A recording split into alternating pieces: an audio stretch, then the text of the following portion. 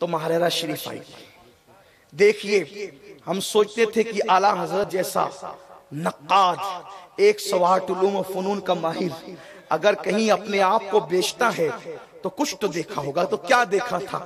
اللہ اکبر، وہ امام اہل سنت جس کی نظر میں کوئی جچتا نہیں تھا، اگر اپنے آپ کو بیچنے کے لیے گئے تھے تو یقیناً کچھ تو دیکھا ہوگا. کیا دیکھا وہ تو اعلیٰ حضرت ہی بتا سکتے ہیں. لیکن حضور شارع بخاری علیہ رحمہ ماہرہ شریف پہنچے تو حضور سید العلماء حضرت کے تایا بڑے ابا سے سرکار شارع بخاری نے کہا کہ حضرت زیارت کرنا چاہتا ہوں، زیارت کرا دیں. تو حضور سید العلماء نے اپنے چھوٹے بھائی حضور احسن العلماء حضور قبلہ کے والد بزرگوار سے کہا کہ آپ جا کر زیارت کرا دیں. مفتی صاحب پیچھے چلے، حضرت آگے چلے. حضرت نے درگاہ شریف کا دروازہ کھول کے فرمایا لو مفتی صاحب زیارت کر لو. جیسی کا لو مفتی صاحب زیارت کر لو، مفتی صاحب بے ہوش ہو کے زمین پہ گر پڑے. جب ہوش آیا تو لوگوں نے پوچھا کہ حضرت جب حضور احسن العلماء نے فرمایا تھا کہ لو مفتی صاحب زیارت کر لو تو آپ بے ہوش کیوں ہو گئے؟ فرمایا کہ جیسے حضور احسن العلماء نے کہا تھا لو مفتی صاحب زیارت کر لو تو میں نے دیکھا مزارات نہیں ہے بلکہ مزارات بشکل تخت ہے اور اس پر صاحب مزار جلوگر ہے. تو میں نے ان کی زیارتیں میں کہ میں تاب کیسے لا سکتا تھا، بے ہوش ہو کے زمین پہ آ گیا. یہ ابھی بہت دنوں نہیں بلکہ گویا کہ کل کی ہی بات ہے، بہت دن نہیں بیتے، ماضی قریب کی بات ہے. تو آپ بتائیں کہ جب احسن العلماء شارع بخاری کو اتنا کچھ دکھا سکتے ہیں تو آل رسول احمدی نے اعلیٰ حضرت کو کیا کیا دکھایا ہوگا؟ سرکار نوری میاں نے حضور مفتی اعظم ان کو کیسے نوازا ہوگا؟ یہ اسی خاندان کے چشم و چراغ ہے. میں مشورہ کے طور پہ واللہ تاللہ باللہ نہ اس خانقاہ کا وطیرہ ہے ایجنٹ بنانا، نہ ہم لوگوں کی طبیعت ہے چاپلوسی کرنا. اس لیے کہ میدان محشر کا تصور ہمارے پیش نظر ہے کہ اگر مبالغہ آرائی کی گئی تو قیامت کے دن زبان آنکھ کی کینچی سے کاٹی جائے گی. لیکن اگر سچائی ہے تو تحدیث نعمت کے لیے اس کا اظہار بھی ہونا چاہیے. میں مشورہ دیتا ہوں آپ کو کہ اگر اب تک آپ کسی سچے پیر کے ہاتھ میں ہاتھ دے کر بیعت نہیں ہوئے ہیں تو سلسلہ قادریہ میں غوث پاک کے سلسلے میں اس شیخ کامل کے ہاتھ میں ہاتھ دے کر کے غوث پاک کی نسبتیں حاصل کرنے کا شرف حاصل کر لیں. خواتین موجود ہیں وہ بھی یہ کر سکتی ہیں. اور یہ مشورہ صرف اس لیے دے رہا ہوں کہ امام مالک رحمت اللہ علیہ نے فرمایا اپنے دینی بھائی کو اللہ کی رضا کے لیے اچھا مشورہ دینا یہ 40 حج کے ثواب کے برابر ہے.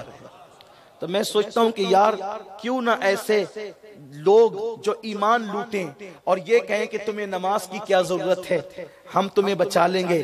معاذ اللہ ایسے بدبختوں سے بچانے کے لیے ایسے سچے پیروں کی تو ضرورت ہوگی نا. تو آپ ایسوں کے ہاتھ میں ہاتھ دے سکتے ہیں. اور پھر یہاں دین کے ساتھ دنیا بھی ہے. کبھی علی گڑھ جائیے تو جا کر کے دیکھیے، کبھی وہ علی گڑھ جس کا نام سن کر دیندار لوگ کبھی بچک جاتے تھے، بے قرار ہو جاتے تھے. یقیناً کام کرنے والے نے بڑا کام کیا. کاش کے عقیدے کی سچائی کے ساتھ کیا ہوتا تو بات ہی کچھ اور ہوتی. لیکن میں اس کی طرف کوئی گفتگو نہیں کرنا چاہتا. مگر علی گڑھ کا حال یہ ہو گیا تھا کہ الصلاۃ والسلام علیک یا رسول اللہ سننے کو کان ترستے تھے. مگر ہماری خانقاہ ماہرہ مطہرہ جن کے ہم خانہ زاد غلام ہیں، جب حضور سرکار امین ملت بحیثیت خطیب نہیں، بحیثیت مسجد کے امام نہیں، بلکہ بحیثیت جو ہے وہ پروفیسر ایک یونیورسٹی کے ملازم کی حیثیت سے وہاں پہنچتے ہیں تو وہاں بھی اپنے نانا جان کے پرچم کو یوں بلند کرتے ہیں کہ آج 100 سے زائد اہل سنت و جماعت کی مسجد وہاں پر موجود ہے. اور فجر کی نماز کے بعد مصطفیٰ جان رحمت پہ لاکھوں سلام کی آواز آج وہاں بھی سنائی دے رہی ہے. بلکہ پچھلے دنوں حضور قبلہ سیدی سرکار امین ملت نے کرم فرمایا، حضرت نے جو ہے وہ فقیر قادری کو جو ہے وہ حکم فرمایا کہ میں بھی علی گڑھ حاضر ہوں. پہلی مرتبہ گیا تھا علی گڑھ تو وہاں یونیورسٹی کے کیمپس میں جو ہے پروگرام منعقد کیا گیا. بلا مبالغہ جو ہے وہ سینکڑوں کی تعداد میں طلبہ موجود تھے، اور کوئی ایسی چیز وہاں نہیں ہوئی کہ مسلک کو چھپا کر کوئی بات کی گئی ہو، اور یہ سارا صحرا اگر کسی کے سر بنتا ہے تو برکاتی دولہا کے سر بنتا ہے۔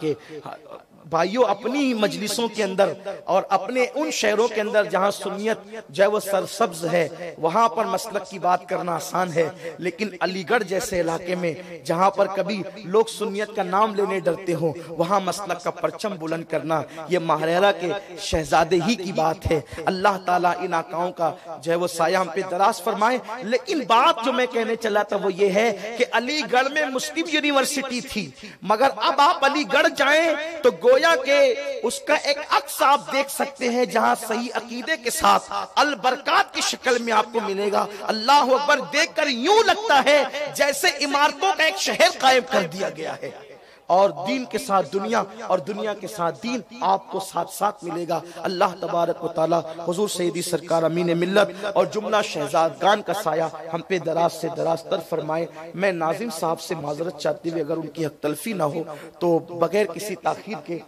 مائک جو ہے وہ حضرت کے سپرد کرتا ہوں، اور ایک شعر پڑھتا ہوں جس کو امام اہل سنت نے ماہریرہ کے آقاؤں کا چہرہ دیکھ کر کے پڑھا تھا کہ کیسے آقاؤں کا بندہ ہوں رضا، کیسے آقاؤں کا بندہ ہوں رضا، بول بالے میری سرکاروں کے۔ تو آئیے اس شعر کے ساتھ ہم قبلہ حضور سیدی سرکار امین ملت کو کی بارگاہ میں ہم کیا دعوت دیں، ہماری حیثیت کیا، ادب کے ساتھ حضور کی بارگاہ میں عرض کرتے ہیں کہ سیدی سرکار مائک اپنے جو ہے وہ حوالے قبول فرمائیں، اور ہم غلاموں کو اپنے ملفوظات حسنہ سے مستفیض فرمائیں۔ اگر آپ ہاتھ اٹھا کر کے نعرہ لگا دیں تو میں سمجھوں گا کہ آپ شاید بیدار ہیں۔ نعرہ تکبیر، ہاتھ اٹھا کے نعرے ماشاءاللہ۔ سادات ماہریرہ مطہرہ، سادات اہل سنت، علماء اہل سنت، دارالعلوم معین الاسلام، آپ جلوہ گر رہے ہیں، بیٹھے رہیں وبرکاتہ۔ نحمدہ ونصلی ونسلم علی رسولہ الکریم، اما بعد فاعوذ باللہ من الشیطان الرجیم، بسم اللہ الرحمن الرحیم۔ قال اللہ تعالی اہدنا الصراط المستقیم صراط الذین انعمت علیہم غیر المغضوب علیہم ولا الضالین آمین۔ صدق اللہ العظیم وبلغنا رسولہ مولا النبی الکریم۔ ان اللہ وملائکتہ یصلون علی النبی یا ایہا الذین آمنوا صلوا علیہ وسلموا تسلیما۔ اللہم صلی علی سیدنا مولانا محمد وعلی آل سیدنا مولانا محمد وبارک وسلم، صلاۃ و سلاما علیک یا رسول اللہ وعلی آلک واصحابک یا حبیب اللہ۔ منبر رسول پر جلوہ افروز علماء کرام، سادات ذوی الاحترام، مفتیان کرام، شعراء اسلام، محترم بزرگوں، عزیز ساتھیوں، نوجوان دوستوں، پیارے بچوں اور امت کی عصمت معاب ماؤں بہنوں، اللہ تبارک و تعالیٰ کا مجھ پر بڑا فضل ہے کہ میں دارالعلوم معین الاسلام کے گولڈن جوبلی جلسے میں شرکت کی سعادت حاصل کر رہا ہوں۔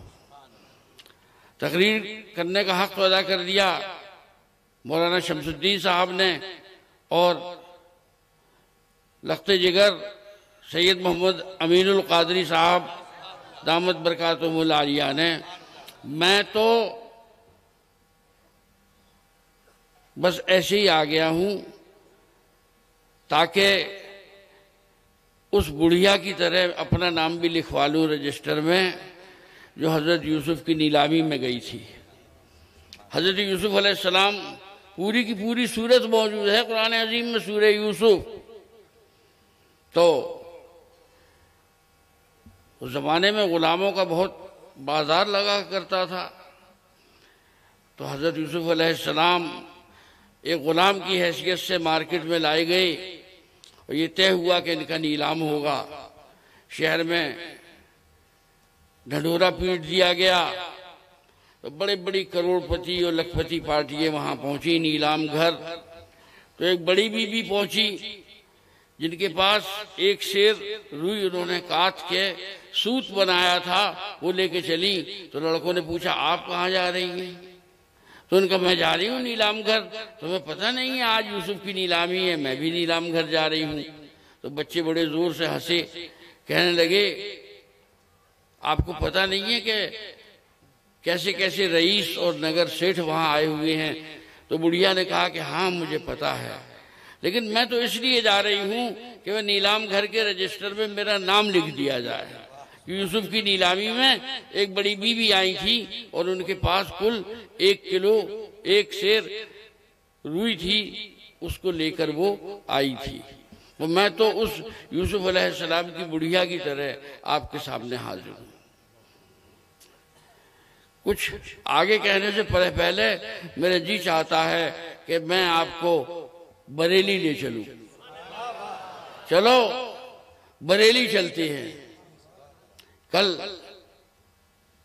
نہیں وہاں شیرانی آباد راجستھان میں ایک جگہ ہے ضلع ناگور میں، تو وہاں کی مفتی اعظم راجستھان مفتی شیر محمد صاحب نے کہا کہ ارے پٹھانوں کی محفل ہے اور میں خود پٹھان ہوں۔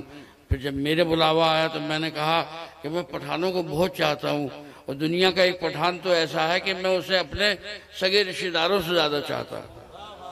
میری مراد ہے امام اہل سنت، مجدد دین و ملت، چشم و چراغ خاندان برکات، عبد المصطفیٰ محمد احمد رضا خان قادری برکاتی رحمت اللہ تعالی علیہ سے۔ آپ ان کا مجموعہ ہدایت بخشش اٹھا کر دیکھیے، اس کو شائع ہوئے 100 سال سے زیادہ ہو گئے، لیکن آج بھی جب ہم نعت پڑھتے ہیں تو ایسا لگتا ہے کہ کل پرسوں لکھی گئی ہے۔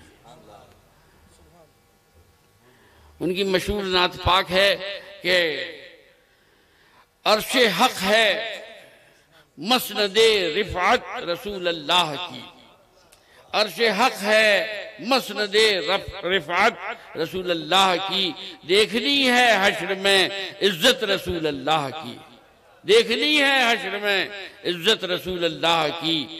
لا ورب العرش جس کو جو ملا ان سے ملا، لا ورب العرش جس کو جو ملا ان سے ملا۔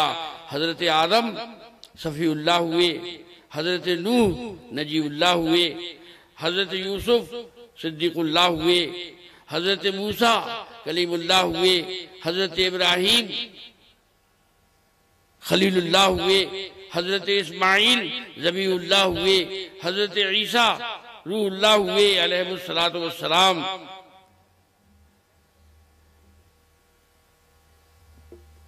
اللہم صلی علی سیدنا و مولانا محمد وعلی آل سیدنا مولانا محمد مبارک وسلم۔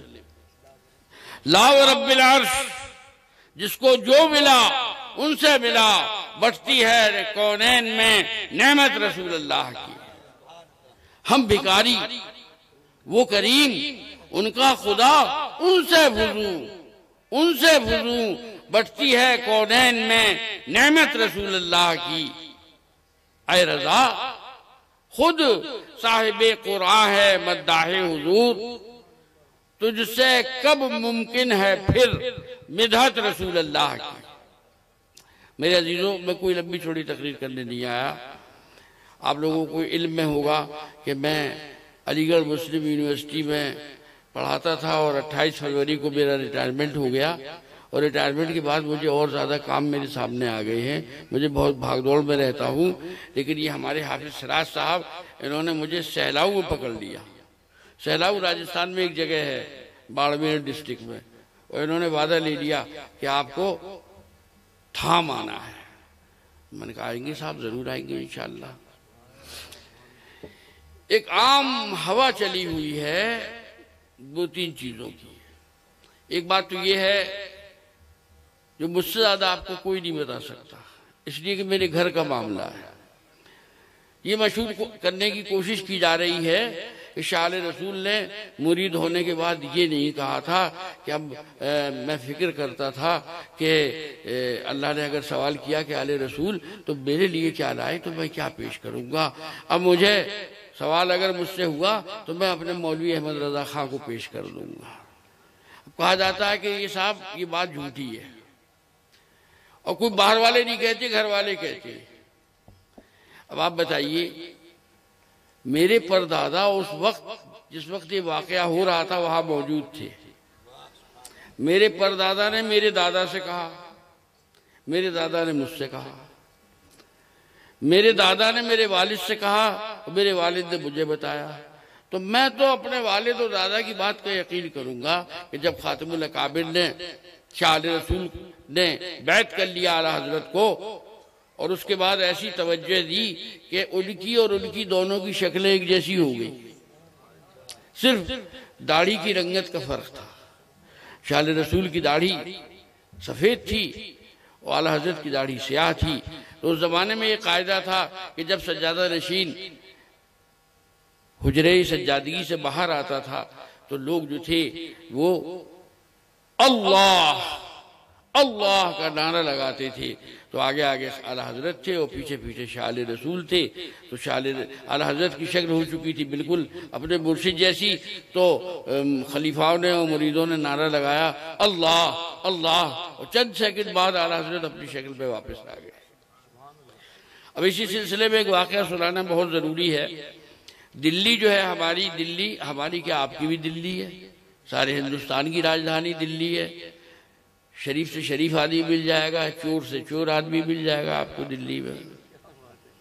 پارلیمنٹ میں چور بیٹھے وہ بھی مل جائیں گے آپ کو، سرکاری دفاتر میں چور بیٹھے وہ بھی مل جائیں گے آپ کو۔ تو دلی 22 خواجاؤں کی چوکٹ ہے۔ قطب صاحب آپ چلے جائیں مہرون شریف میں تو خواجہ قطب الدین بختیاری کاکی ہیں، نظام الدین چلے جائیں تو محبوب الہی حضرت نظام الدین اولیاء ہیں۔ اور ایک بات سنیے، ہر ولی ولی ہے اور نظام الدین اولیاء، یعنی وہ اتنے بڑے ولی ہیں کہ کئی ولیوں کی طاقت کے برابر ان کو اللہ نے طاقت عطا فرمائی ہے۔ چراغ دہلی چلے جائیں تو حضرت نصیر الدین محمود چراغ دہلی سے ملاقات ہو جائے گی۔ تو وہاں ایک بزرگ ہیں خواجہ باقی باللہ، تو ان کا واقعہ ہے کہ رات کے 1:30 بجے ان کے ہاں 10-12 مہمان اتر آئے۔ اب وہ بڑے پریشان ہوئے کیونکہ آج کا تو زمانہ تھا نہیں، آپ اس وقت بھی اگر چاہیں تو بھڑوچ جیسی جگہ میں 100 آدمیوں کو کھانا منگوا سکتی۔ تو انہوں نے اپنے ایک نانبائی تھا اس کو بلایا اور کہا کہ بھئی یہ صورتحال پیش آ رہی ہے تو میرے کی کھانے کا انتظام کرو۔ تو اس نے کہا کہ ہاں 1-1.5 گھنٹے میں سب کھانا پکا کے تیار کر دوں گا۔ کہنے لگے تم 1-1.5 گھنٹے میں کھانا پکا کے کھلا دو، تم جو مانگو گے میں تمہیں دوں گا۔ اور نانبائی نے کھٹاپٹ کھانا پکایا، لے کے آیا، مہمانوں کو کھلایا، مہمان سونے چلے گئے۔ اب وہ نانبائی جو بھٹیارا تھا وہ کہنے لگا خواجہ باقی باللہ سے کہ خواجہ اب یاد کریے جو کہا تھا آپ نے کہ جو مانگو گے دوں گا، اب جو میں مانگوں گا دو گے؟ تو انہوں نے کہا ہاں مانگو۔ کہنے لگا اپنے جیسا بنا لو، اپنے جیسا بنا لو۔ ارے انہوں نے کہا بیوقوف، کچھ مانگ لے، یہ مت مانگ کے نہیں، قسم قول ہار چکے ہو نا، اب تو یہی بات پوری کرنی پڑے گی۔ تو خواجہ باقی باللہ نے اس پہ توجہ کی اور اس کی شکل خواجہ باقی باللہ جیسی ہو گئی، اور 1 منٹ بعد اس کے کان، ناک، آنکھ، منہ سب سے خون بہنے لگا اور وہیں ختم ہو گیا۔ اس لیے کہ اس کے پاس اتنا ظرف نہیں تھا جو وہ اس توجہ کو برداشت کر سکے۔ تو بریلی کا یہ پٹھان ظرف والا بھی تھا، اتنا ظرف لے کے گیا تھا۔ جب میرے پردادا نے کہا، میرے پردادا کے سگے پھوپھا تھے شاہ رسول، کہا کہ پھوپھا صاحب یہ آپ کے ہاں یہ تو نہیں ہوتا، آج یہ کیا ہوا، بالکل نیا واقعہ ہوا۔ آپ کے ہاں تو کوئی آتا ہے بیعت ہونے تو اسے مسجد درگاہ شریف کی کوٹھریوں میں رکھا جاتا ہے اور اس کی رگڑائی، گھسائی، منجائی ہوتی ہے، پھر اس کو بیعت کیا جاتا ہے۔ لیکن یہ تو عجیب ہی معاملہ ہوا کہ بیعت بھی کیا اور خلافت بھی دی۔ تو انہوں نے کہا کہ سنو حسین حیدر، یہ صاحبزادے صاف شفاف ستھرا دل لے کر آئے تھے اپنے گھر سے، ان کی رگڑائی گھسائی اور بجائی کی ضرورت نہیں تھی، چنانچہ میں نے ان کو نسبت بھی دی اور خلافت بھی دی۔ تو میرے عزیزو، میں نے جو آیت کریمہ تلاوت کا شرف حاصل کیا، سورہ فاتحہ، بندہ عرض کرتا ہے اہدنا الصراط المستقیم، اے اللہ ہمیں سیدھا راستہ چلا، صراط الذین انعمت علیہم، راستہ ان کا جن پر تو نے احسان فرمایا، غیر المغضوب علیہم، ان کا راستہ نہیں جن پر تیرا غضب ہوا، ولا الضالین، اور جو گمراہ ہوئے۔ تو اب ہم سب پریشان کہ سیدھا راستہ کون سا ہے؟ ہر شخص کہتا ہے کہ میں سیدھے ہر مذہب والا کہتا ہے میں سیدھے راستے پر چل رہا ہوں، یہودی کہتا ہے میرا راستہ سیدھا ہے، عیسائی کہتا ہے میرا راستہ سیدھا ہے، اہل وطن کہتے ہیں ہمارا راستہ سیدھا ہے، کمیونسٹ کہتے ہیں ہمارا راستہ سیدھا ہے۔ اب مسلمان بڑی الجھن میں پڑا، تو وہ جو کہتے ہیں اردو میں مثال کہ ملا کی دوڑ مسجد تک، پھر پہنچے قرآن کے پاس، اس لیے کہ قرآن میں ہر چیز موجود ہے، جس کو اللہ نے جتنا علم دیا ہے اسی حساب سے وہ سمجھ پاتا ہے۔ کہا کہ قرآن، گنگا پرساد تو اپنا راستہ سیدھا بتا رہا ہے، سیموئل جانسن اپنا راستہ سیدھا بتا رہا ہے، نتن یاہو اپنا راستہ سیدھا بتا رہا ہے، ہر شخص اپنا راستہ سیدھا بتا رہا ہے، آپ ہی بتا دیں کہ سیدھا راستہ کون سا ہے۔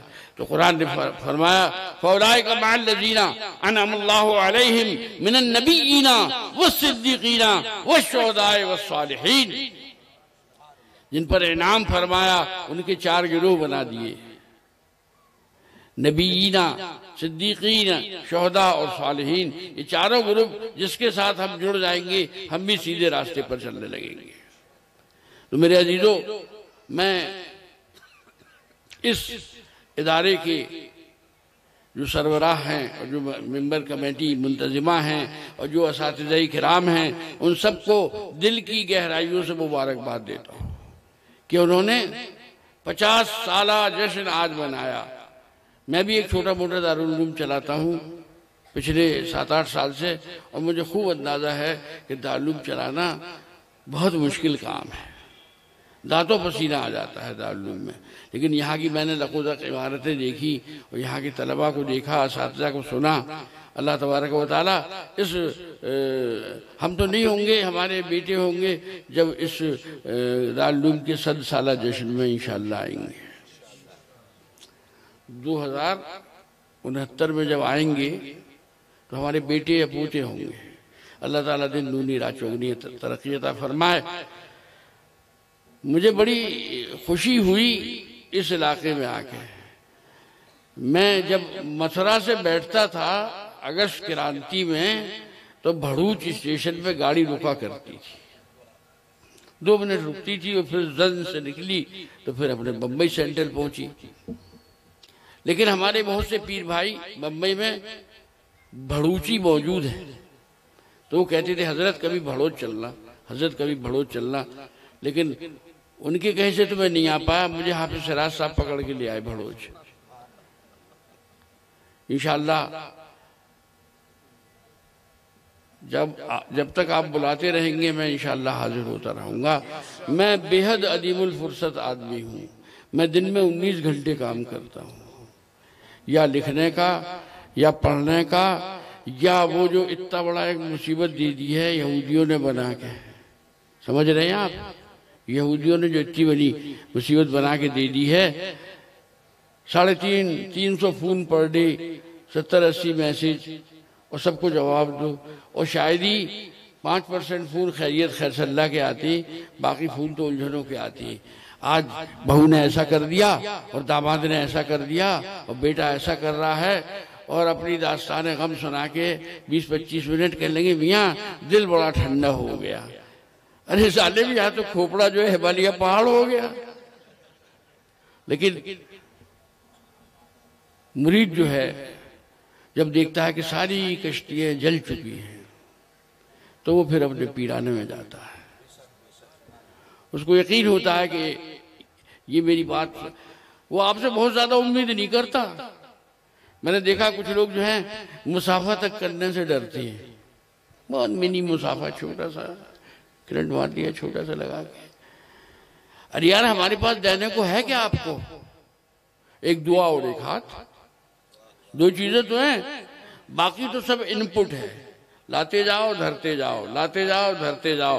بیٹا ہمارے ہاں آؤ گے تو کیا لے کے آؤ گے، اور ہم تمہارے یہاں آئیں گے تو کیا پکا کے کھلواؤ گے، باقی تو یہ ہے سب۔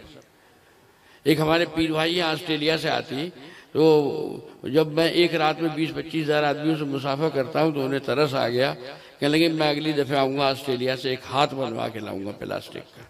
میں نے کہا اس کا کیا مطلب ہے؟ کہنے لگے ہاتھ آپ پکڑ لیجئے گا، بس سب اس ہاتھ سے، پلاسٹک کے ہاتھ سے مسافر کریں گے۔ تبھی میں نے ان سے کہا تھا کہ حنیف بھائی دو چیزیں ہوتی ہیں پیر کے پاس، ایک دعا اور ایک ہاتھ، باقی تو سب لینے کی چیزیں ہوتی ہیں۔ اللہ تعالیٰ آپ سب کو خوش رکھے، اور میرے رسول پر جو ہمارے علماء کرام تشریف فرما ہے، یا اللہ ان کی عمر میں، علم میں، صحت میں، کمال میں، جمال میں برکتیں عطا فرمائے۔ اور اب میں اپنی بہنوں سے بھی کچھ کہنا چاہتا ہوں، یہ ساری ذمہ داریاں ہماری نہیں ہیں، جب تک آپ ہمارا ساتھ نہیں دیں گی ہم اپنے مشن کو پورا نہیں کر سکتے، اس تعلیمی مشن کو۔ ہم تو اپنے 10-12 گھنٹے گھر سے باہر رہتے ہیں نوکری کے چکر میں، اگر ہماری بیگم پڑھی لکھی نہ ہوتی تو ہمارے بچوں کی تربیت کیسے ہوتی؟ تو آپ اپنے بچیوں کی تربیت کیجئے، خوب لکھائیے، پڑھائیے، قرآن شریف ضرور پڑھائیے، موٹی موٹی دینی باتیں ضرور سکھائیے، اور جو گھریلو کام ہیں خانہ داری کے، کھانا پکانا، سینہ پرونا، یہ سب سکھائیے۔ اب وہ کام ہم کر لیں جو ہمارے اجداد کرام کرتے چلے آ رہے ہیں، یعنی صلاۃ و سلام پڑھ لیا جائے۔